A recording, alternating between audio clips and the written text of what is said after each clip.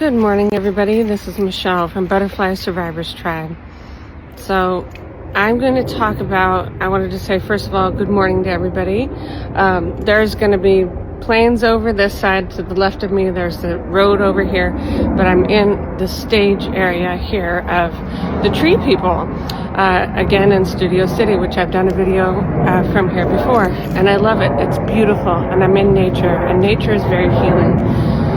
So there's a big group here today. You might hear some voices here and there, background, people are hiking, whatever. This is where I believe you really find healing in nature.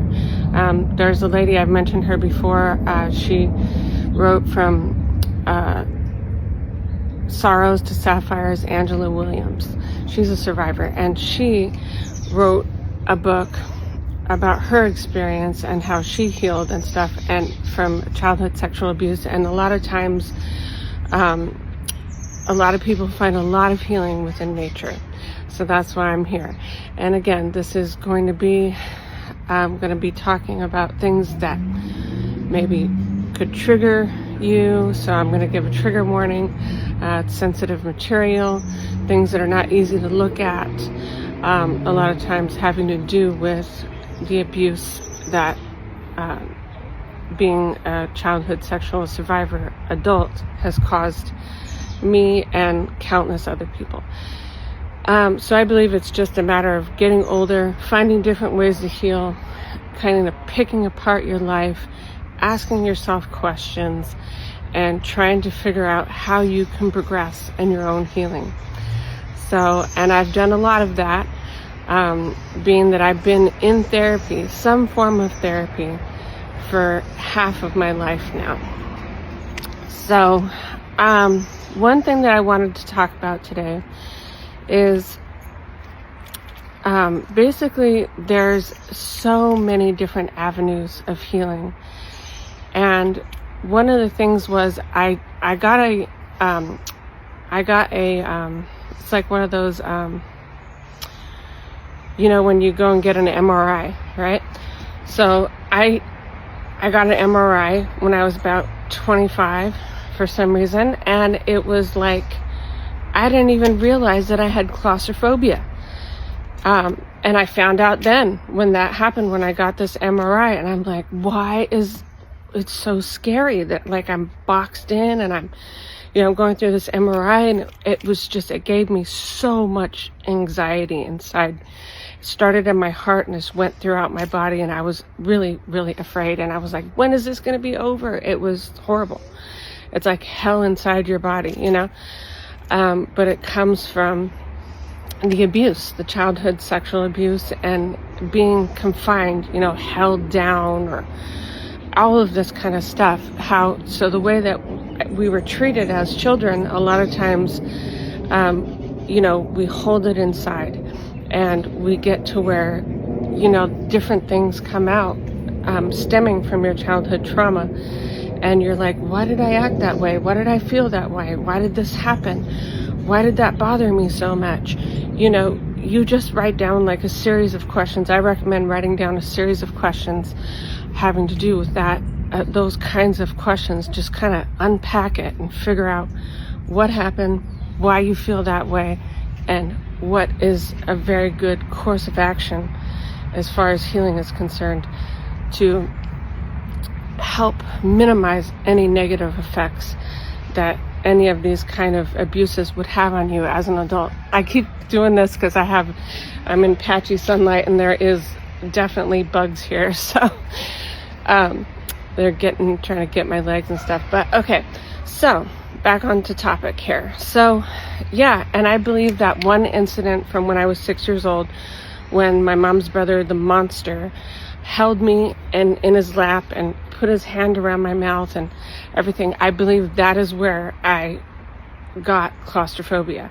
But I was never in a position to like really understand it or figure out why that bothered me so much and whatever. And my life was threatened. He said he was going to kill me. I mentioned this in one of my other videos, but it's almost like that was embedded in my body. And a lot of times this kind of abuse, psychological, physical, emotional, sexual abuse, this kind of stuff, the way that it affected us, right? Survivors, anyone that's been abused in that way, it embeds in your body and then it comes out later. So you might be like, gosh, why am I a yeller?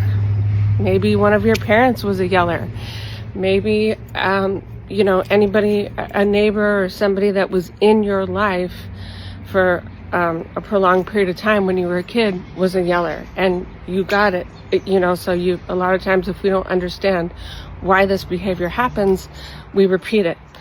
So that's why I recommend getting into some form of therapy, or at least talking about it and getting into the solution rather than staying in the problem. Because the problem is where the trauma lies within your body, and it comes out in the choices we make. It comes out in the relationships we choose to be in.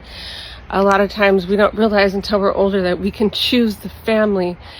We can, you got to cut out certain people that are abusive, or certain people that are are trying to stunt your growth in any way, or someone that's negative to you, or anyone that criticizes you. And there's a lady, her name is Dr. Sarah Hensley, and she's a socio-psychologist, and she says that from a lot of the way that we grew up in our childhood and stuff, there's a lot of studies done on this, that however we were treated as children, if we haven't healed that or hadn't looked into that or whatever, you choose relationships that are familiar to you. So that's why a lot of times childhood sexual abuse survivors get with people in relationships that are abusive, because that is what we experienced when we were kids, and that is what we know. So a lot of times there is a need to make a list, to become awareness of those people that are not serving you, that are not helping you for your highest good in your life. Figure out who they are and get some new friends, or just set boundaries. Whatever extent you have to do it in, it's your self-care, that you're taking care of yourself, that you're making sure that you don't have that negativity in your life. And that is very, very important as you are on your road to recovery. So one of the things also that I wanted to talk about is, you develop, Dr. Sarah Hensley, she's a socio-psychologist, you develop certain attachment styles to a relationship, or romantic relationship, based on what happened to you in your childhood. So a couple of them are anxious avoidant, fearful avoidant, and there's all these other. You can go to her website. I totally recommend her to figure out to have healthy relationships. A lot of times, as survivors, we don't. Some people, it depends on where you're at in your journey of healing and your recovery, road to recovery, where you feel like you need a relationship to be okay. I am at the stage in my life where I don't really need one to be okay, because I feel good all on my own.